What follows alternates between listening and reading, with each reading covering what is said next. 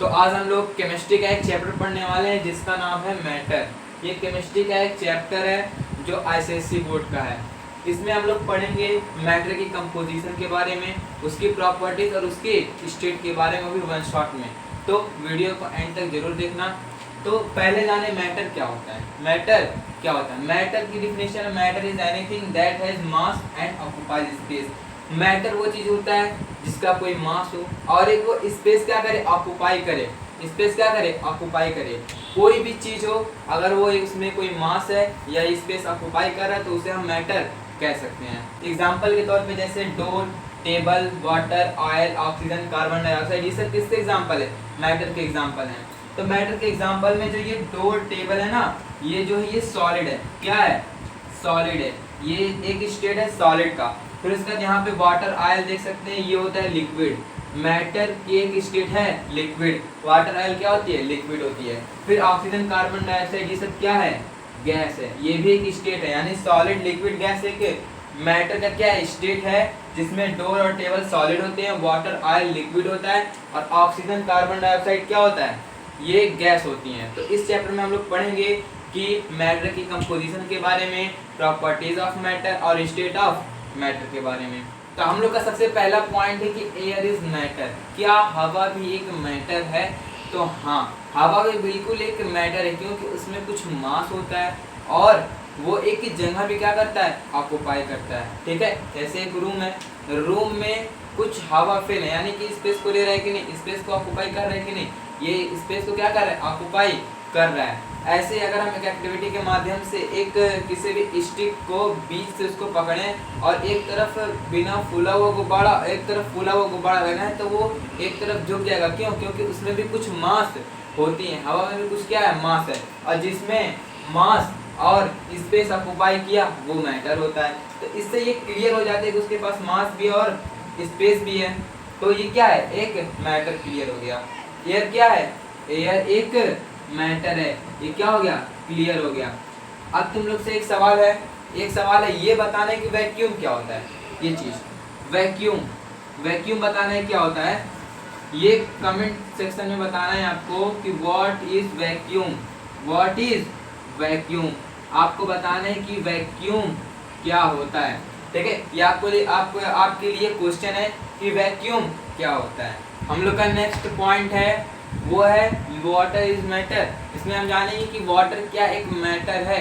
तो जी हाँ, वाटर भी एक मैटर है। क्यों?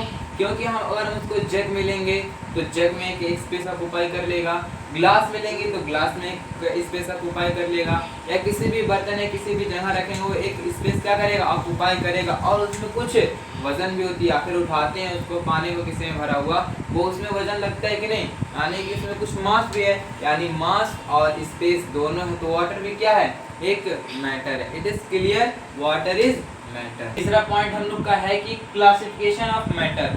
मैटर को क्लासिफाई कितने तरीकों से किया गया है।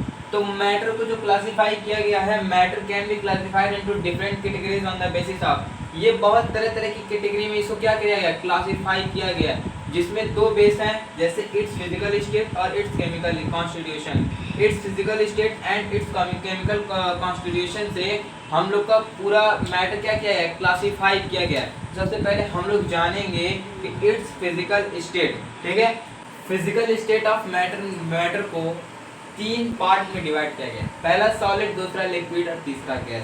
फिजिकल स्टेट ऑफ मैटर को कितने पार्ट में डिवाइड किया गया? तीन। पहला सॉलिड, दूसरा लिक्विड, तीसरा गैस।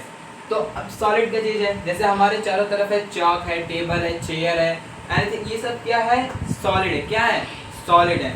ये सॉलिड हो गया। उसके बाद लिक्विड, हम लोग पानी पीते हैं ना, हम लोग पानी पीते हैं, दोस्तों के साथ कोल्ड ड्रिंक पीते हैं और भी जूस, ये सब क्या है? ये सब किस में आते हैं? लिक्विड में आते हैं। दूध भी किस में आता है? लिक्विड में आता है। उसके बाद गैस, हम लोग सांस लेते हैं ना, ऑक्सीजन हो गया, नाइट्रोजन हो गया। हमारे एटमॉस्फेयर में सारे ये सारे क्या है? गैस हैं।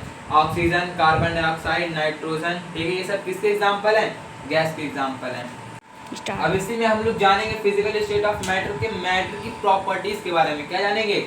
मैटर की प्रॉपर्टीज के बारे में जानेंगे हम। फिजिकल स्टेट में हम लोग जानेंगे प्रॉपर्टीज ऑफ मैटर। मैटर की प्रॉपर्टीज क्या होती है। जितने भी सारे मैटर है ना, ये matter is made up of very टिनी particles. Matter किससे मिलके बने होते हैं? बहुत छोटे छोटे पार्टिकल्स, जिसे हम एटम या मॉलिक्यूल दोनों कहते हैं। ठीक है, वो जो सबसे छोटे पार्टिकल उसे मॉलिक्यूल बोलते हैं, और मॉलिक्यूल किससे मिलके बना होता है? छोटे छोटे एटम से मिलके बना होता है। ठीक है, दूसरा पॉइंट है particles of matter attract each other. Particles of जो मैटर होते हैं ना, वो एक दूसरे को क्या करते हैं? अट्रैक्ट करते हैं। कैसे? जैसे कि अगर ये मार्कर है, अगर एक दूसरे जो पार्टिकल इसके अंदर है एक दूसरे को अगर पकड़े ना रहे, कस के एकदम पकड़े ना रहे हैं, तो क्या ये अलग नहीं हो जाएगा? अलग हो जाएगा। यहाँ से ये खींचने पे क्यों नहीं निकल रहा है? क्योंकि ये सॉलिड है और इसमें बहुत ही टाइटली इन लोग क्या होते हैं? अट्रैक्ट होते हैं दूसरे से। ठीक है, अगला पॉइंट है particles of matter have space between them. अब ये हम कैसे जाने कि उसके बीच में स्पेस होता है? ये मार्कर इसके अंदर स्पेस दिख रहा है? नहीं। तो एक एक्टिविटी मान लो, एक एक्टिविटी जैसे कि हम एक गिलास वाटर ले लिए। एक गिलास वाटर में अगर हम 1 स्पून साल्ट डाल देंगे और उसको डिसॉल्व करेंगे, तो क्या उसमें घुल जाएगा? हाँ, घुल जाएगा। क्या वो पानी का लेवल ऊपर जाएगा? नहीं जाएगा। क्यों? क्योंकि उसमें उसके वाटर के बीच में कुछ स्पेस होते हैं ना, वो उसको क्या कर लेते हैं? उसी में सारे साल्ट चले जाती हैं। ये मत कर देना कि 1 गिलास पानी में 1 गिलास नमक डाल दिए, तो ऐसा नहीं। स्पेस बहुत ज़्यादा नहीं होता है, कम ही होता है। ठीक है, अगर ज़्यादा डालोगे तो वाटर लेवल ऊपर आ जाएगा, लेकिन अगर जितना स्पेस है लगभग उतना ही नमक डालोगे तो वाटर का लेवल ऊपर नहीं जाएगा। इससे ये पता चलता है ना कि पार्टिकल्स ऑफ मैटर यानी मैटर के पार्टिकल्स की दोनों के बीच में कुछ स्पेस होती हैं। फिर अगला पॉइंट है arrangement of atoms and molecule. जो एटम्स या मॉलिक्यूल होते हैं ना, उन लोग का अरेंजमेंट कुछ इस तरह से होता है।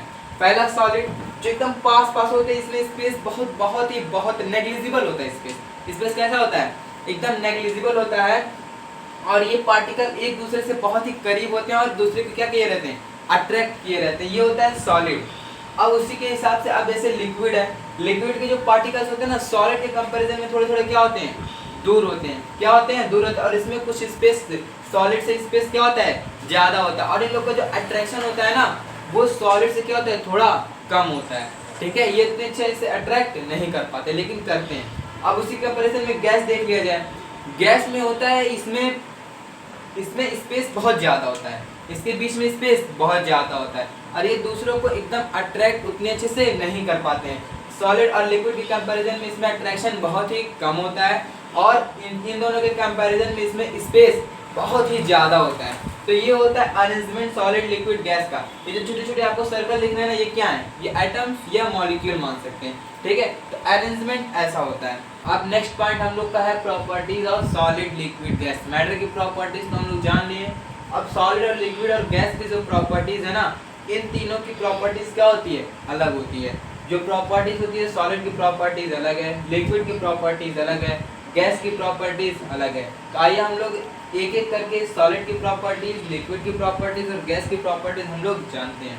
अब प्रॉपर्टीज ऑफ सॉलिड, पहले हम लोग जानेंगे कि सॉलिड की प्रॉपर्टीज।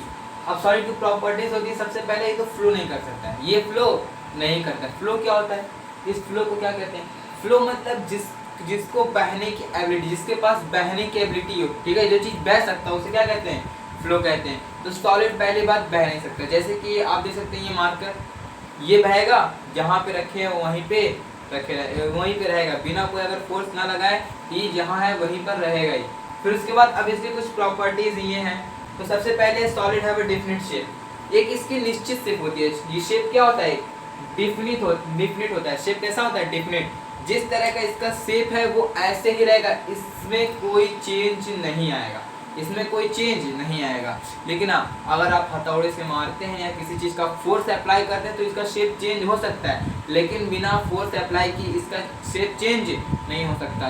ठीक है, सॉलिड का अगला पॉइंट है solid have a definite volume. इसकी एक वॉल्यूम भी होती है, ये जिस तरह है उतना ही रहेगा, ये कहीं बढ़ेगा नहीं, कहीं घटेगा भी नहीं, जितना वॉल्यूम है इसका उतना ही रहेगा। अगला पॉइंट है सॉलिड आर रिजिड। रिजिड क्या होता है? रिजिड मतलब कठोर, एकदम क्या होता है? कठोर होता है, हार्ड होता है। जैसे ये है ना, ये मार्कर हार्ड है एकदम, इसको कंप्रेस करने पे जल्दी दबेगा नहीं दबेगा। अगर एक गुब्बारे में हम पानी भर ले, पानी को कंप्रेस करें तो वो हो जाएगा, लेकिन ये होगा नहीं होगा, तो उसी को रिजिड बोलते हैं। या इस रिजिड को इस तरह भी कह सकते हैं जो फ्लो ना करता हो। फ्लो का अपोजिट भी क्या होता है? रिजिड ही होता है। ठीक है, जिसके पास बहने की एबिलिटी ना हो उसे रिजिड कहते हैं। अगला पॉइंट है molecules are very closely packed. इसके जो मॉलिक्यूल्स होते हैं ना, सॉलिड के मॉलिक्यूल्स बहुत ही क्लोजली क्या होते हैं, पैक्ड होते हैं, ठीक है, एकदम बहुत क्लोजली, एकदम पास पास क्या होते हैं, पैक होते हैं। उसके बाद इंटरमॉलिक्यूलर फोर्सेस आर स्ट्रांग। अभी इंटरमॉलिक्यूलर फोर्स क्या होता है, अब जो मैं बताया हूँ कि सॉलिड में जो मॉलिक्यूल्स होते हैं ना, एक दूसरे को बहुत अच्छे से पकड़े होते हैं, क्या किए होते हैं, पकड़े होते हैं। उसमें पकड़ने का जो फोर्स लगता है ना, उसे ही इंटरमॉलिक्यूलर फोर्स कहते हैं, या तो इंटरसेलुलर स्पेस भी कह सकते हैं, ठीक है। तो जो इसका फोर्स होता है ना, बहुत ही स्ट्रांग होता है, क्या होता है, बहुत ही स्ट्रांग होता है, ये बहुत ही टाइटली पकड़े होते हैं। उसके बाद अगला पॉइंट है इंटरसेलुलर स्पेस। बताया हो ना, ये कि जो मैटर होता है, मैटर के बीच में अगर कोई स्पेस है तो उसे इंटरसेलुलर या इंटरमॉलिक्यूलर स्पेस भी बोलते हैं। तो जो स्पेस होता है ना, नेग्लिजिबल, नेग्लिजिबल मतलब, नेग्लिजिबल का मतलब होता है ना के बराबर, होगा लेकिन एकदम ना के बराबर, उसे नेग्लिजिबल बोलते हैं। तो इसमें स्पेस क्या होता है, बहुत ही कम, ना के बराबर क्या होता है, स्पेस होता है, यानी कि इंटरसेलुलर स्पेस आर नेग्लिजिबल।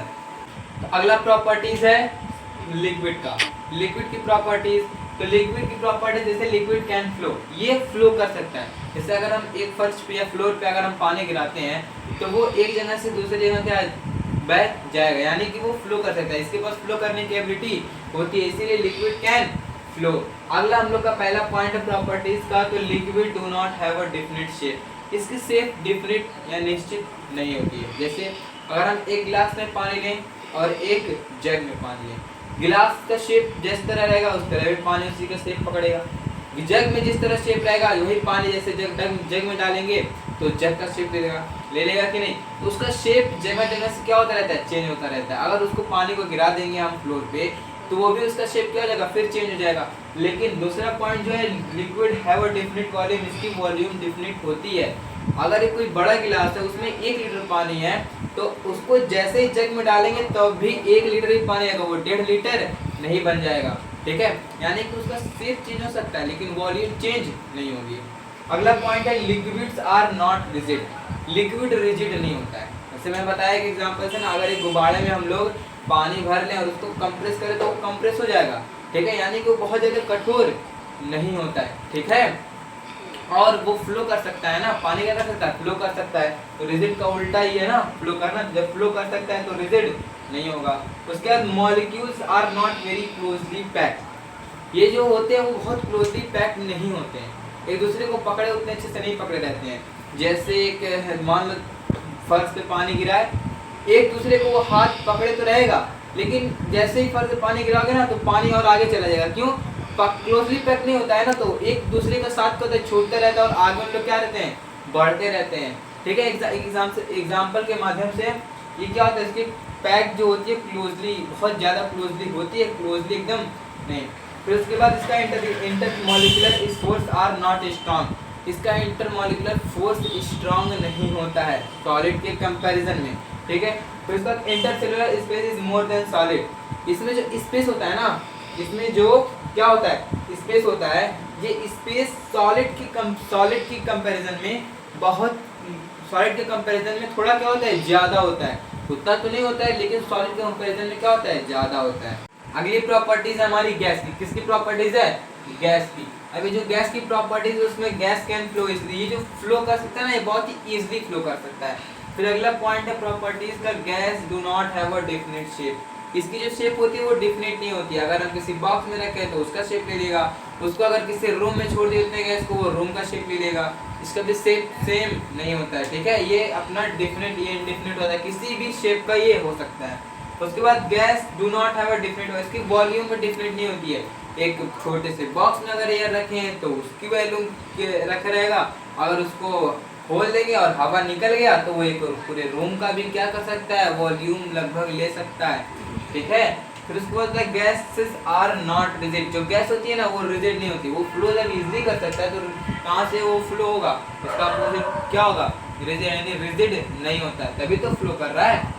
उसके बाद molecules are very closely packed. ये बहुत क्लोजली नहीं, लूजली, बहुत ही लूजली पैक्ड होते हैं, एक दूसरे को कस के नहीं, पकड़े ही लगभग ही नहीं रहते हैं, ठीक है। ये बहुत ही लूजली पैक्ड होते हैं, इसीलिए तो अगर मान लो अभी यहाँ पे हवा है जितने देर में तुम वीडियो देख रहे हो ना, इतने देर में ये एक हवा यहाँ से लेके कई किलोमीटर दूर तक भी अपना फ्लो कर लिया होगा। ठीक है, अगला ये इंटरमॉलिक्यूलर फोर्सेस आर नेग्लिजिबल। जो फोर्स ऑफ अट्रैक्शन होता है ना, नेग्लिजिबल यानी बहुत ना के बराबर होता है। अट्रैक्ट ये लोग नहीं करते, बहुत ही क्या होता है, कम, बहुत ही ना के बराबर एकदम होता है फोर्स ऑफ अट्रैक्शन। ठीक, अब इंटरसेल्युलर स्पेस आर मैक्सिमम। अब जो गैस होता है ना, उसमें स्पेस, इंटरसेल्युलर का जो स्पेस होता है ना, वो बहुत ही क्या होता है, ज्यादा होता है। इसलिए गैसेस में स्पेस क्या होती है, बहुत ही ज्यादा होती है। अगला हम लोग का पॉइंट है जो है change of state. Change of state यानी स्टेट का मतलब जैसे सॉलिड, लिक्विड, गैस, इन सब की चेंजिंग कैसे हो सकती है। ठीक है, ऐसे रखे हैं मार्कर को, क्या अचानक से चेंज हो जाएगा। इसको हम हमको चेंज करने के लिए दो काम करना पड़ेगा। या तो हम उसके टेम्परेचर को चेंज करके हम उसकी स्टेट को चेंज कर सकते हैं, या तो हम उस पर फोर्स अप्लाई करके क्या कर सकते हैं, उसकी स्टेट को क्या कर सकते हैं, चेंज कर सकते हैं। स्टेट को चेंज करने के लिए दो, या तो बाय चेंजिंग टेम्परेचर, या तो अप्लाइंग फोर्स। जैसे टेम्परेचर अप्लाई करके हम उसको क्या कर सकते हैं, स्टेट को चेंज कर सकते हैं। जैसे हम ले लें वाटर, अगर वाटर, एक बीकर में वाटर लेके और उसको गैस पे रख दिए, ठीक है, तो गैस पे जैसे हम लोग आग जलाएंगे तो कुछ देर बाद 100 डिग्री सेल्सियस पे वो अपना इवेपोरेट होगा ना। तो जितने भी जो लिक्विड है ना, लिक्विड किस में चेंज हो रही है, जैसे हम लोगों ने उस पर रखा, वो लिक्विड किस में चेंज हो रही है, सीधा गैस में। ठीक है, उसकी स्टेट चेंज हुई कि नहीं, किसके माध्यम से, टेम्परेचर के माध्यम से, है कि नहीं। अगर हम लोहा लिए, उसको हजारों डिग्री सेल्सियस पे अगर हम रख रहे हैं, तो वो आयरन किस में चेंज जाएगा, आयरन एक लिक्विड में चेंज हो जाएगा कि नहीं, लिक्विड में चेंज हो जाएगा कि नहीं। जबकि आयरन क्या है, एक सॉलिड था, आयरन क्या था, सॉलिड था ना। तो सॉलिड से वो किस में चेंज हो गया, लिक्विड में चेंज हुआ कि नहीं, लिक्विड में चेंज हो गया। तो हम टेम्परेचर के माध्यम से स्टेट को क्या कर सकते हैं, चेंज कर सकते हैं। और दूसरा तरीका है, या तो हम उस पर प्रेशर अप्लाई कर लें, प्रेशर क्या कर लें, अप्लाई कर लें, तो भी क्या हो सकता है, चेंज हो सकता है। ठीक है, जैसे कि मान लो अगर हम लोगों ने एक बीकर लिया है, ठीक है, उसमें यहाँ पे बहुत सारी गैसेज हैं, ऐसे गैस है ना, ये सारी गैसेज हैं।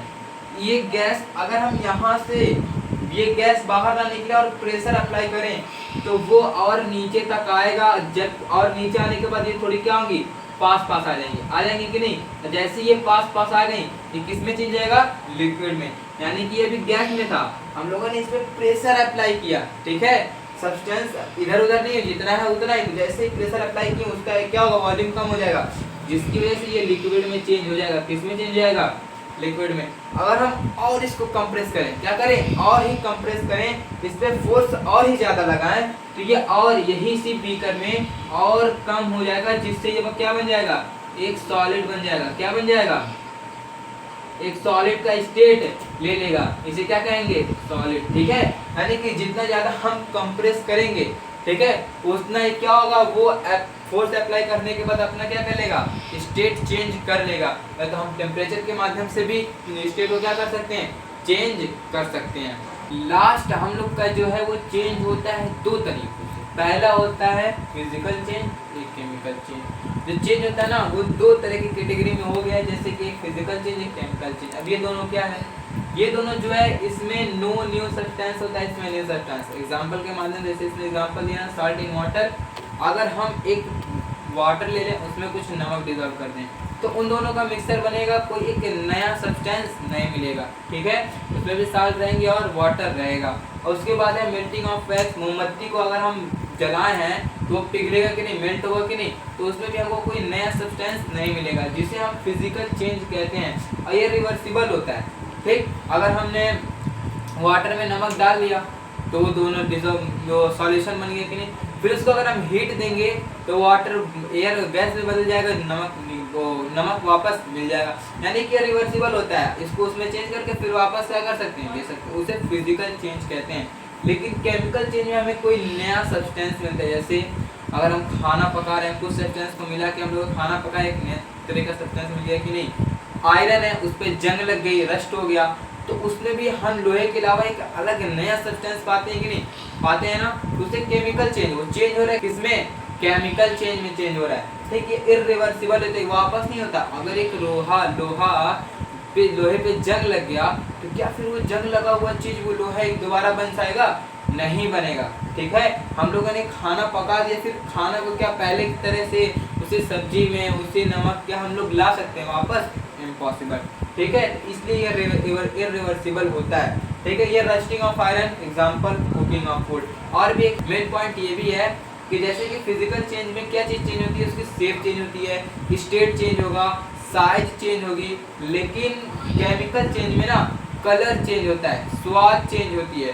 ठीक है, कंडक्शन तरह तरह की ये सब चीजें, रिलीज उसमें क्या होती है, ये सब चेंज होती हैं। और फिजिकल में बस उसका स्टेट और साइज शेप बस यही सब चेंज होता है। आई होप आप लोगों ने वीडियो पूरा देखा होगा और यहाँ तक कि मैं भी ये आशा करूँगा कि आप लोग को पूरे जो मैटर का चैप्टर है ये आपको समझ में आ गया होगा।